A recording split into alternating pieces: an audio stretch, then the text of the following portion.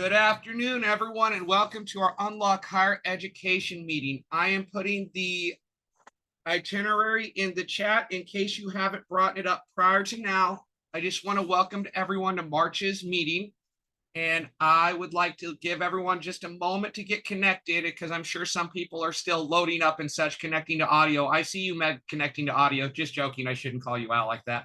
Apologies. And then the first thing we're going to do once we are connected to audio is I'm going to send you guys to breakout rooms, just 2 or 3 of you at a time. So you can take a moment and tell your name, your location, your organization, and what brings you to UHE. We are going to have a slightly quicker paced meeting than we normally have today because we are looking at not only having Stacy Burnett on today, but we are going to discuss our Hill Day organization and everything we've done. We can make that a try, Meg.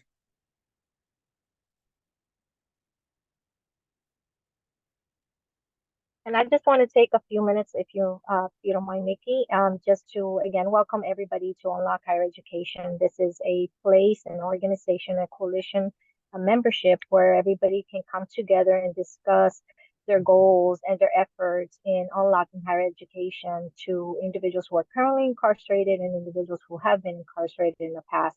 It's a way to collaborate and to learn from each other and to bring the best practices home as to what is being done nationwide.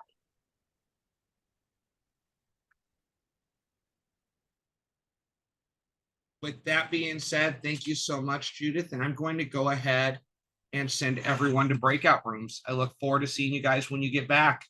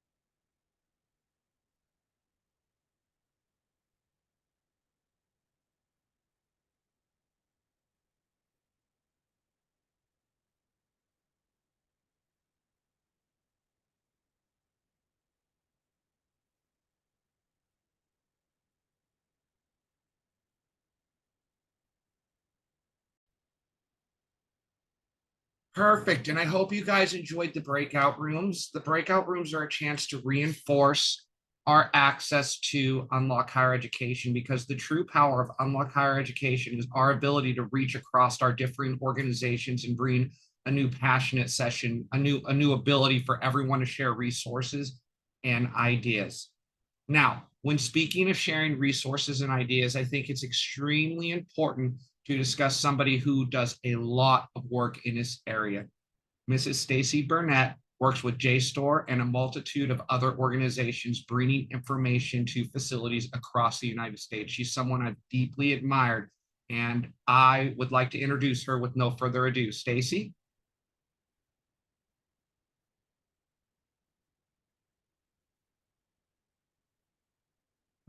Sorry, I forgot to unmute before I started looking for my presentation. Don't judge me for the number of tabs that I have open. As Vicky said, I have a lot going on. So welcome everybody. What I would like to talk with you about today is prison tech, digital equity, and privacy in education in prison, and an overview of how this presentation will go, an introduction, a review of the current landscape, a review of the tech that's available, a discussion about who owns it. And by it, I mean not just the technology, but also the information that is procured from the use of that technology. And then some time for some Q&A, and then hopefully launch into the next part of the session. And if anyone has questions at any time, just chime in, because some of this stuff is a little complicated. And if someone has a question, I'm sure someone else is thinking the same thing. And I prefer a dialogue rather than speaking into a void for 20 minutes. So first, a little bit about where I am. So I work for Ithaka, and nobody ever knows what Ithaka is. But it is a not-for-profit with a mission to improve access to knowledge and education for people around the world. And we believe that education is fundamental to the well-being of all people, and we want it to be effective and affordable.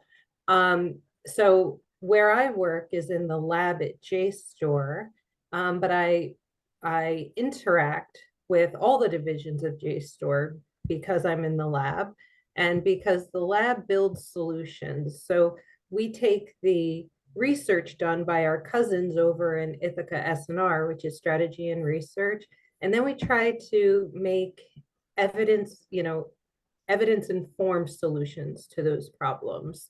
And then when things work, great, we have success. If they don't work, we go back in S&R and say, these are the things that didn't really bear out in the real world. So we need to dig a little bit deeper. So it's very much a continuous loop. I often say I'm not cool enough to work in S&R, but they're good colleagues, wonderful friends, and I'm really lucky to have them. Specifically within prisons, I manage the product that I'm responsible for most is Access in Prison. We support justice impacted people with the goal of improving their lives and through increasing access to high quality higher ed programs and library resources. So in 2021, the goal at JSTOR was to put it in the hands of every incarcerated learner. And here we are in 24. Right now, 85% of all college students in prison have access to JSTOR today. It's a variety of online and offline solutions, depending on what technology is available, but more than 500,000 people have it. And for context, back in 2020, fewer than 2,000 people had access to JSTOR inside. We're in every state in the country, and some, whether online or offline, in some states, it's a combination of both. And we're now in 8 countries. By the end of next month, all 121 jails and prisons in the UK and Wales are going to have it, which is really cool. And why does it matter? So while doing this work, we encompass a broad array of technological limitations. And there are so many stakeholders, the higher ed programs, the prisons, textbook providers. And people often cater to each one of those stakeholders, but they tend to forget that the most important stakeholder is the person trying to get an education inside. So we try to center our solutions on the end user, which is the person who's incarcerated, and with an eye toward what this is going to mean when they get out into the real world. Because 95% of the people who are inside will be returning to their communities. We know that digital skills are really important for accessing opportunities post-release, and the earning potential of people increase when they have more digital skills. And education in prison, as you'll see later on, isn't always delivered digitally or with the materials or tools that really set people up for success. So if you have one or less digital skills, your average hourly wage is going to be $17.42. If you have 9, average earning wage goes up to $43. So our society has a vested interest in upward mobility of people who are incarcerated. So 78 million people in this country have a conviction history. Some statistics say 600,000 people return from incarceration every year. Some say 700,000. So I just split the difference here. But 92% don't have access to the internet in any form or capacity while they are incarcerated. And that's a problem. This is a landscape study that was done by Ithaka S&R about the current landscape. And I'm going to pull from it. There's a QR code if you're interested in seeing the whole thing. But 24% of the respondents in this study said their students don't have any tech. If they are able to write out an essay or a research paper, they're doing it by hand or they're typing it on the good old-fashioned Smith Corona if they can get time in the law library or they're lucky enough to have their own.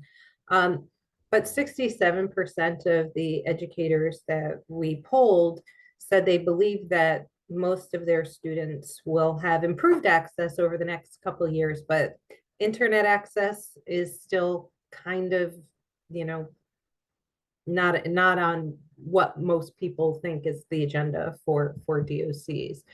And this is the timeline that people are looking at. So they think within 2 years they'll get more stuff, but several think it'll be more than 8 years or more than 5 years, or they're hopeful, but they have no idea when it might be coming. These are the devices that people are using inside for education. No, these don't add up to 100 because some people have a combination of devices. Tablets are actually more ubiquitous than this would suggest, but this is just what's available for education. We're not talking about technological devices in the whole facility, just for education. Desktop computers are still the predominant way that people access technology in education programs. But most of the educators said that it's not adequate. They don't have the access. So if there's not an officer to staff the computer lab, their students can't get to the computer lab to be able to use the device. That is one of the most common barriers that we see. Very few students with laptops are able to bring them back to the housing units. And in some instances, we're finding that class time is now having to be dedicated to basically study hall time because it's the only time they have to write a paper. So if they're receiving active instruction, they can't actually do their work. So there are solutions for that, but it's not easy in facilities that weren't designed to be providing education to have physical space inside those prisons to enable people to, you know, have a place to go to work. So classroom time being used for like research time, like that's a huge barrier even when the technology is available. Tablets are the most rapid expanding part of technology in education in prison. This is one of the securest devices. And I left it big. I left the image big. I didn't crop it too much because I wanted you to get an idea of the size that people are using, you know, that people are, the size of the device that people are using to do schoolwork. You see that that's like a 5 by 7 inch screen. Some are smaller. It's really hard to write a paper on one of those. Fewer than 10% have keyboards. The operating systems are about 3 to 6 cycles behind, which is a real problem for compatibility. If you're a higher education program and you're trying to use tablets to deliver your curriculum, there's often challenges with whether or not that software is going to run. We run into it all the time at JSTOR.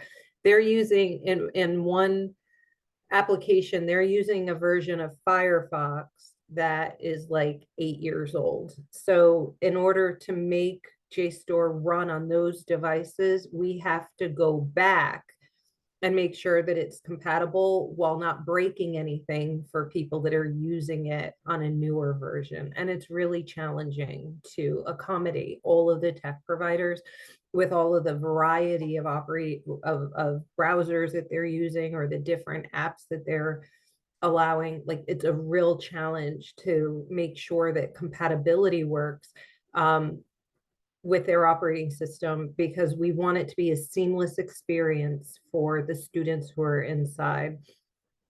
The other problem is they often have limited accessibility.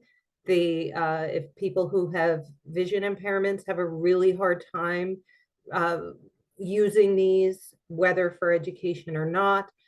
And a lot of them have restrictions in terms of like what LMS you can use, what products you're able to load onto them, because they're run by these companies that have a vested interest in perpetuating their own business model. So your primary campus might be using Canvas, but if you're in a prison where they're not going to let you run Canvas, you might be limited to the LMS that tablet provider will support. And it complicates what you're able, how you're able to deliver curriculum inside. The other thing that I would really like to draw attention to is the data that is collected by these devices. If your education program is running on this device, then you need to know that these devices are capable and they're basically hoovers for all the ways the students are using the tablet. So whether they're using it for entertainment, or they're using it for leisure reading, or they're using it for education, every second that they are interacting with that device, that information is being collected and stored by the tech providers. And that's an issue because big tech is moving into this space at a rate that we have not seen before. So they're building databases. They are back last year, at the end of last year, when APDS rebranded as Origin, I was like, that looks kind of interesting. So I looked a little bit deeper, and it turns out that they received $30 million from Amazon. That is concerning to me because Amazon is, yeah, they sell stuff, but they're predominantly a data harvesting company. Google has been doing the same. They're buying shares in these companies And so there isn't a clear line between like where the use for education is, what information those tech providers are maintaining on your students, or how they're going to be using it after that person is released, because they are new data profiles and they are very valuable. And it makes me nervous when I see big tech entering this space, because they haven't had this kind of interest like we're seeing now. And Eventive, which is our friends over at JPay, they say very clearly, I'm going to make this a little bit bigger, that they take the information for any of their business activities. And the other issue with that is the issue of agency. If you want to go to school, and the way you go to school, the way the content and curriculum is being developed, if you want to participate, you don't have a choice but to use these devices. You can't simply opt out. And there's a real agency issue. The other thing is, you see, this is relatively new. The other way technology is being used, not just for education, but also as a means to get people into the workforce inside. And so AI requires a data set. And how are they building that data set? Well, they've identified prisons as cheap labor, no surprise there, to train AI models. It is highly repetitive work. It is boring work. And so far in the prisons, they have not made people train AI on models there's a lot of trauma associated with some of the images, like so that they could be categorized like car accident victims, war victims, all kinds of horrible things that need to be categorized so that AI can catalog the image. And the problem is that if someone is in prison and doing this kind of work, there's no trauma support for it. So right now it's, can you identify a traffic light? I bet you didn't know that when you do those captures, you're actually training AI. But there's not trauma there. Is this a bicycle? But if they start adding those other types of images to the data set, that's a real problem, because there's not enough care given or support given. And again, there's that matter of agency, and it's a big business. The Departments of Corrections and the Bureau of Prisons spend over $100 million a year on prison tech for incarcerated people. That's over the past 4 years. It has quadrupled since 2019, in part because of the pandemic, and also because of the USDA funding for broadband.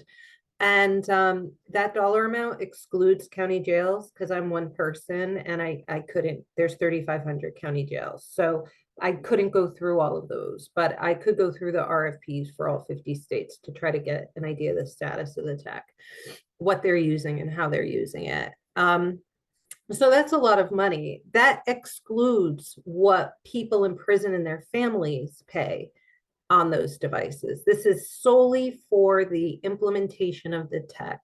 And less than 20% of that money is spent on the actual hardware. The rest of it is administrative costs, and that's where their profit lives. Although I'm sure they're making some money on the tech, but it's highly profitable for these companies. Here are the largest providers. I'm not judging any of them. I want to be very clear. They all have their pluses and minuses.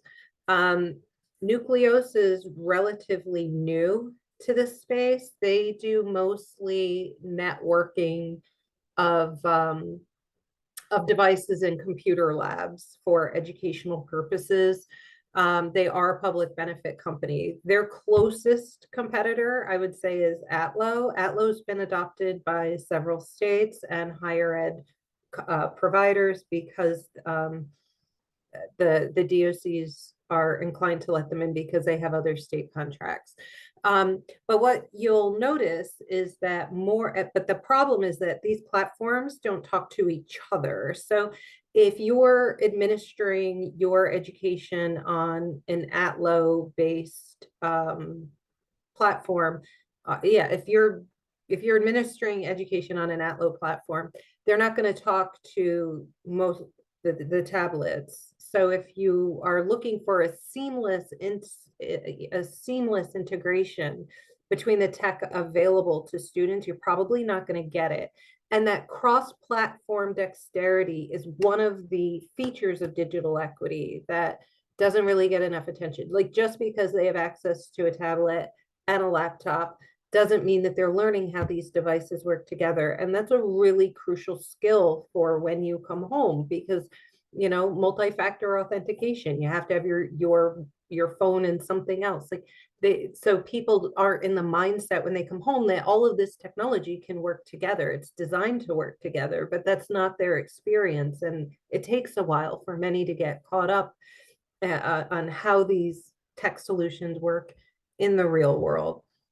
The other thing is the NTIA is investing $3.4 billion with a B dollars in prison-based digital equity over the next 51 months. And if that $100 million a year sounds like a lot, can you imagine what these providers are going to try to scoop up? Viapath is working now on duplicating what Atlo does. They want to get into laptops and desktops and networking. They're building that into the next iteration of their business model. And we just need to be really careful and mindful because, again, there's those privacy issues for the students. Who's going to own that information? The other thing is the colleges often are if the colleges are providing the hardware for the computer labs, they have to conform to what the state will allow. And if it's okay, this is shorthand, like they will allow this provider in, then you're limited to the rules and regulations that those tech providers operate under, and you may not have a lot of agency. And that's really important to know, because if they have a preferred relationship with Blackboard and you use Canvas on your main campus, those are additional fees that your education program is going to incur, because you can't just piggyback off of what you're already doing. It also increases your administrative costs to run your program, because now you have to have TAs who are trained specifically for whatever platform is being used in the prison. And a lot of times those costs are not factored into your program when you undertake, you know, like, we're going to do a prison ed, or we got our second chance Pell, this is going to be great. This is one of those hidden costs that can impede your ability to make it work for your primary campus inside. And the last thing I want to say about it is who owns those platforms. So a lot of times the college doesn't actually own those devices. You're leasing them for the duration of the contract. So at the end, you've overpaid for technology in many instances that may or may not be suitable, or you know, it's certainly not the latest and the greatest. But I would encourage all of you to look at your state's digital equity plan and apply for the grants and apply to build out your own computer lab. If the DOC will allow it, do it, because then you also own the devices and you can further protect the data privacy of your students. If you are so inclined, the Building the Technology Ecosystem for Correctional Education discussion guide, it was published by the DOE a couple of years ago. this is still probably the best and most comprehensive single place to go, where it talks about the different stakeholders, who's doing what, how they're working together, and what do you need to make it work. Most states want their tech to be FedRAMP certified, but don't let that scare you, because you can meet the FedRAMP. Most tech that's available off the shelf will meet FedRAMP certifications, and or has the capacity to. And a lot of times, if you're using something cloud-based, you can use the certificates from your server provider because they're probably FedRAMP certified. So you don't be like, oh my God, we'll never do that. There are ways around it. Call me. You don't have to spend $150,000 to get FedRAMP certified. Chances are you already are. You just don't know how to prove that you are. And I don't know about you, but most college programs don't have $150,000. And that's how people get sucked into these solutions that they think, because they're easy solutions, because they come bundled that way. The other thing is about what they're allowed to read and see and do. And I want you to know that the SNR study that we did on censorship about the types of materials that are allowed inside, the media review policy looked at all 50 states, what they're doing, what kind of information they allow in, under what circumstances, and then it looked at the through lines for best practices. 18 states have now implemented this for higher education. So you're not limited to the rules of general pop in most instances. Alabama and Missouri, sorry, you're probably stuck. But as for the rest of the country, there is wiggly room, and this will support you. Out of those 18 states that adopted it, 11 adopted it as is. The other 7 states added some, they changed up a couple of things. But by and large, this tool will help you navigate media review and censorship, and I highly encourage you to take a look at it.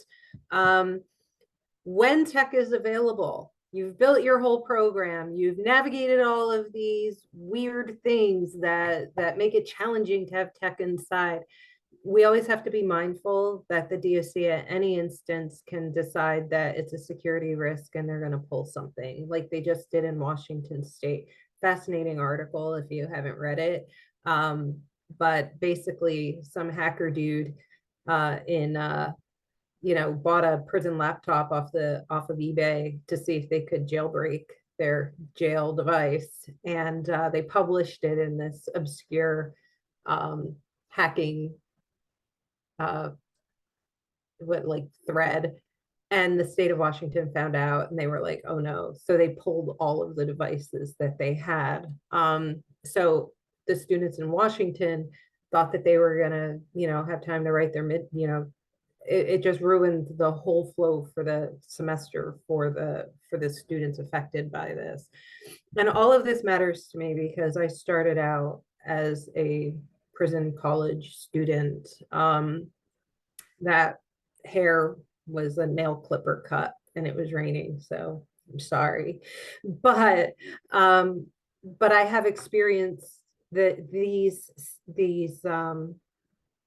I've experienced computer labs and how they get cobbled together. And I never in a million years thought that I would be doing this work, but it's deeply gratifying. And it enables me to center the needs of the people in this community who I really care deeply about. And I know that the power of education to transform the opportunities that I had post-release were life-altering for me. And it's such a privilege every day to be able to work in a space to ensure that more people have those opportunities. And I can't advocate in my current role because we're a nonprofit that doesn't do advocacy. We're not set up for that. But every single person here, regardless of what your role is, when you look at a problem, when you want to make things better, you can advocate for solutions that you know work for all your stakeholders, especially the ones who are still living essentially, you know, at gunpoint behind locked doors with no agency of their own, and be the I hate saying being the voice for them, but you know, for because everyone has a voice, it's just a matter of whose gets amplified, right? So if you are in the room where decisions are being made and you can be true to the needs of all stakeholders, even the ones who don't hold the checkbook, it's really important to remember that with whatever role you have, you can sway the discussion one way or the other, and do what's best for everybody. And in the end, really society wins. Um, so that's all I got for you, and I hope it was worth your time. Fantastic job, Stacy. It was definitely worth our time, and you were always inspiring. I'd like to take this moment to ask if anyone has any questions for Stacy. Hey, Stacy, I'm going to jump in quickly. This is Beth. First of all, thank you. Obviously, so helpful. I took pages worth of notes. I'm wondering about the security and censorship comparative analysis. Did it, by chance, explore issues that might be related with STEM fields, specifically the technology part of that? Meaning, there's a great push now to be able to really have STEM become more accessible in the carceral space, which I think is great. But I can also foresee some real challenges coming up just in terms of learning some of the coding and technology that actually would need to happen. So that is such a flashpoint because if you look at, for instance, Wisconsin. So Wisconsin, on the one hand, they let the students in their programs take their laptops back to their housing units and work on their papers in their cell, right? Wonderful. If they get a whiff that you're doing anything with coding, they'll take all your stuff. They are relentless. And then you have California, who is teaching coding. So it is it's hyper local. Most of the media review policies don't specifically address coding, STEM, anything that would fall under that category.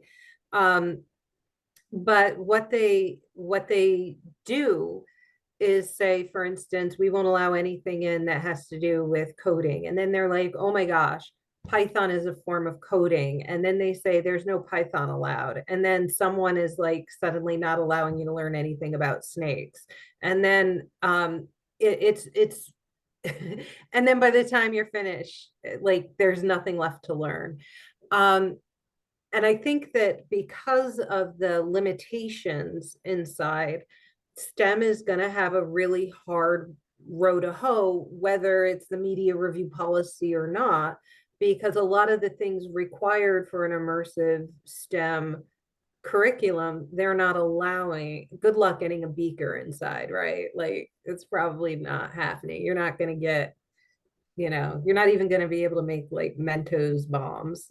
They're not going to allow it. But so STEM is going to take a while to catch up.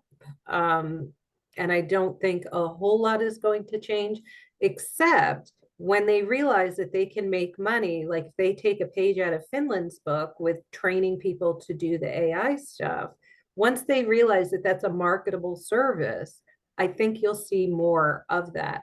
The other thing with AWS or with Amazon Web Services, they've committed like almost $100 million through their various do-gooder initiatives, translation, how they get tax benefits, because they want worker bees. And if they can train people in cloud computing and get all these people cloud computing certified, That's a cheap labor force for them, and they want that. So once that catches on, they have money for lobbying, and I'll bet you Wisconsin changes course. I'll bet you, I mean, New York, that was like, they wouldn't even have a computer repair vocational training because someone's going to like hack our system and open all the doors and change everybody's release dates. Like, they were legitimately afraid of that. But now they have an RFP out and have been interviewing for coding classes. And I am confident that there's a reason for that. And it's going to boil down to someone is putting money together to fund a program that's going to make them look good. And that's really what, if anytime there's a sea change in policy like that, look who's paying for it. I guarantee you it'll tell you the rest of the story. And the Department of Labor is also spending a lot to try to get more people into STEM so they can go work in factories when they get out. Well, that's the other thing, and then I'll be quiet. That's the other piece, though, is that STEM encompasses a really broad swath of things. So, you know, you can think about it in terms of your traditional sciences and all of the technology that you just talked about. But, you know, automotive work at this particular point in time, there's a boatload of technology in that. So just for people to go through what would be vocational and technical opportunities, you know, it's gonna, there's just a lot that connects to this area. I was gonna say field, but there are multiple fields. But yes, and so I just, yeah, following the money is always an important thing. So thank you for the reminder. And a lot of that happens in procurement too. So we need to look at the procurement rules in those facilities. So for instance, CDCR went ahead and CDCR went ahead and said, we want all these wireless devices. But then when procurement went to actually buy them, they were like, oh, we don't allow wireless anything. And they bought like 200,000 laptops without wireless cards to connect to the waypoints inside. And then they were like, how come it's not working? And then they took them apart and they're like, oh, and there's no wireless card. So then they're like, so then they got all mad at the producer, but then they found out that procurement was like, oh no, sorry, we didn't know that wireless cards were allowed now. So we just took them out. So there are these 200,000 laptops that are sitting in a landfill now because no one wants them. They're not good for anybody else. They were built to those specs. And then after they got them, this is even funnier. Though the waypoint, the what they wound up buying couldn't transmit through concrete. So they wound up having to start all over again. And that is pretty standard for how tech implementation products go. So when you talk about, like, yes, they need to learn these things for automotive repair, like they can't even figure out how to buy the stuff that they need to like allow you to buy music or watch a video in your cell. So we're a bit far away, but it's trending in that direction. And the Department of Labor is actually advocating to change a lot of these rules for workforce readiness initiatives that they have. So to that end, I know I said I was going to be quiet after the last thing I just said. So anybody can feel free to just, you know, raise your hand and stop me. But to that end, does that mean that the majority of correctional facilities out there are subcontracting their IT, meaning they don't have any in-house people? And the reason I'm asking this is because then you have folks who are on, if you had folks on staff, the folks on staff should in theory have the knowledge base to be able to ascertain this is fine, there are things that you can kind of adjust and make allowances for in real time. If something is, if your IT is completely outsourced, then you as a facility are just relying on other people and their knowledge base because you don't have any in-house. It is a blend. So just because I was just talking about CDCR, it's like it's often like 50-50. And you've got your core people inside who were often product managers, but they don't run the IT itself. And so that's why those companies, like I mentioned earlier, the Atlos, Nucleos, even the Vipath and Securus, they are attractive because the DOC can just be hands off. Like they get the contract, they pay the bill, and they don't have to think about it ever again. It's somebody else's responsibility, and that's what they're paying for.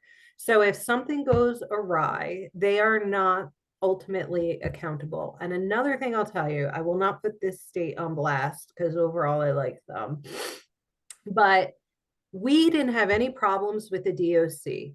We didn't have any problems with the third party vendor. But it was that one dude in the IT department who was like, oh, we could never do this.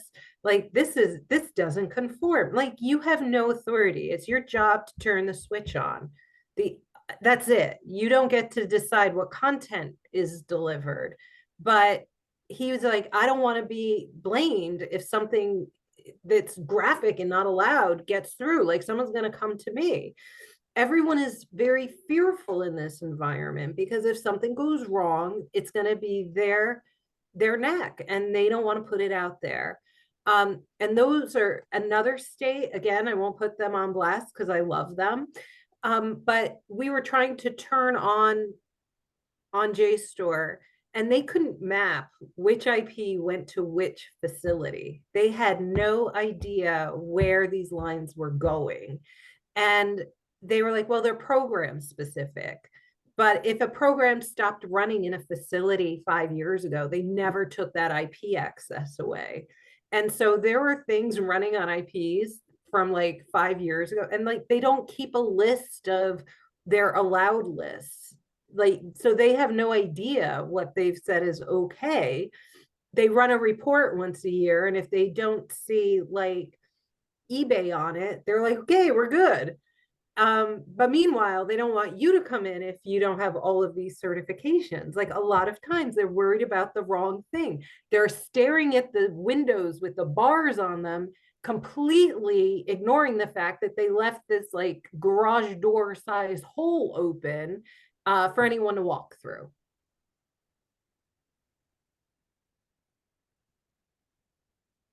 Perfect. Thank you so much, Stacy. You were just amazing. I appreciate you coming to talk to us, and I appreciate everything. Do you want to put your email or your socials or something in the chat so people can follow up with you? I'll do that anytime. Reach out if you have any questions or you want to talk about your state digital equity plan. You are amazing. And again, thank you, Stacy. And I will take a moment because I know we are growing short on time. We will run a little bit over, but there is so much great news to discuss and share today that I do hope that everyone stays with me. We are going to take a moment and go over our UHE Hill Day. We just want to let you know we had 27 advocates representing 10 organizations who met over 30 legislators. 3 individuals were represented virtually, including 2 currently incarcerated individuals who are within the facility. And thank you so much, Meg and Alliance for Education, for having Victoria and Leo with us. We visited legislator in 14 states, including California, Connecticut, Washington, D.C., Florida, Indiana, Louisiana, Maryland, Illinois, Maine, Missouri, New Jersey, Pennsylvania, Tennessee, Virginia, and Wisconsin. Also, we would like to let you know that Brandy was a wee bit upset when she found the news that Georgia was pulling some of its higher education programs. So we marched straight into Georgia unscheduled and had a little bit of a talk with them directly on. But that's the power of what we do. And that's the importance of what we do. We need to start having these discussions. I'd like to take a moment and share my screen and show you some of the pictures that we pulled from it. Can everybody see?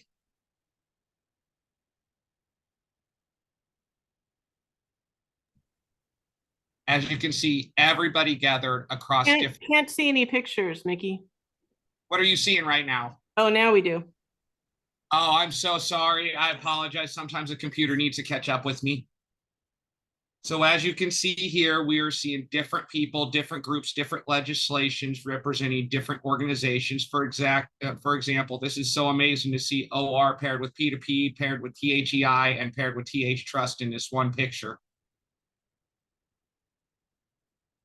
If you'll notice, we actually were given the opportunity to meet more than a few senators specifically straight into their office, which is noteworthy because we had a higher grouping of senator meetings than we've had in the past versus talking to education aides. Not that educational criminal justice aides aren't extremely important. They are. They're the people that put the information into the senators' ears.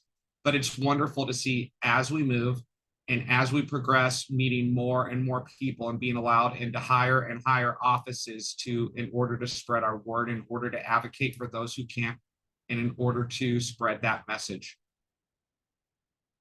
We were extremely privileged, and I'll ask at this time, does anybody want to share a few words on Hill Day who were there?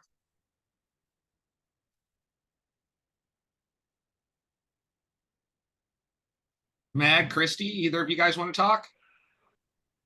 I'm going to talk really quickly because I have to run, but I'm going to find the link. But if anyone who was there, who wasn't there, wants to call your legislator to tell them about some of the issues that we talked about, we have a website.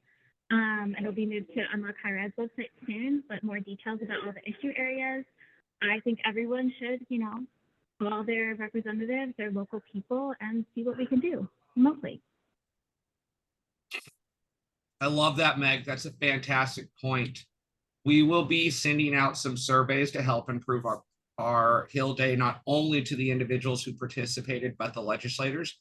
And we will also be following up with thank you notes for each of the legislators meeting with us with the hopes of expanding and further emphasizing our message in the future, because this isn't our last day at Hill Day. This isn't the last time we're going to talk. We are going to take just a few minutes for the subcommittee updates and new developments. We have our ask, which you can check out on the website that Meg just placed up, and those were developed by the federal advocacy.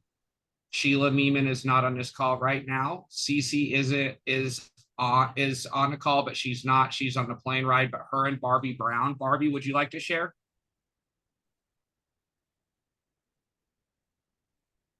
I would love to, Mickey. However, I have not been present at the recent meetings, so Cece is heading that one for sure. That's perfectly fine. I've been present at the state committee meetings, working a lot with the different legislators and working with those asks themselves. We kind of had to combine the state and federal committee for a few seconds in order to do Hill Day. Judith, did you have something you wanted to share? Yeah, I wanted to share that, we're so thankful for all the subcommittees and the work that they created and put forth for this Hill Day to happen. I mean, there's so much intricacy that goes involved having an event like this, and all of our subcommittees were part of making it successful. I want to thank all of you guys for that. We're going to be focusing now on our next steps for 2024, but so far, what we have done has been extremely successful, and I want to thank you for everyone doing that. Okay. So I'm just going to jump in quickly because Meg made a really good point. I'm not even sure if she's still on here or not. But Stacy, since you offered, I'm going to actually bring this up. One of the tenets that everyone was talking about had to do with digital equity for Hill when folks were out at Hill Day, and all 50 states had to submit their digital plan based on the Digital Act from 2021, and they just submitted it a couple months ago. And so the ability for us to continue that momentum in terms of what was being talked about is important on a state by state basis. So it might be something where maybe Stacy, we might be able to kind of have you back and highlight or target some very specific states in terms of digital equity and the ability for us to kind of work with different organizations and kind of move some things forward, because currently in previously incarcerated communities, were specifically highlighted within the Digital Equity Act. Oh, and by the way, my update on sorry, my update on membership and fundraising is such that we are continuing to bring in people. We're continuing to support all of the initiatives that are going on within Unlock Higher Education. And of course, fundraising pieces, if there are things that we can help not only for our organization and the coalition as a whole, but also identifying some things such as the Digital Equity Act for different locations to be able to take advantage of, we want to try and do that. And for anyone on this call, I'm actively working with the NTIA. I can't say everything at this moment because ink's not dry. But if you need help getting your hands on some of that $3.4 billion, I'm happy to help. And I really want to see that money go toward meaningful solutions and not just for the tech companies to profit from. I'm not against anyone making a profit, but we have an opportunity to disrupt the predatory tech model that we are stuck with at the moment. And this is a chance for independence within prison tech. And if we can't capitalize on it, then it's just going to perpetuate the inequities that exist in prison tech as it stands today. Thank you, Stacy. And I will round out the media and messaging. We continue to post on social media as we are developing a new set of emails moving forward that you should see from Unlock Higher Education. And we just established a new YouTube channel where you can see our trainings and our future meetings as you see all of our guest speakers. We do have a couple announcements before we finish up this meeting. Don't forget to support, visit, log online with us for Stop the Stigma at New Hampshire University. That'll be on social media. And we will be representing at the Horizon Conference on July 22nd and 23rd, which you can also catch on social media. Next month's meeting, we will have an extremely special guest. We will be having some of the fellows from Ed Trust to discuss their experience as new advocates and update you guys on what Ed Trust has been to. I really want to thank you for coming, and I really am extremely happy to see you guys. And if anyone else has anything else to say, I'd love to take that now.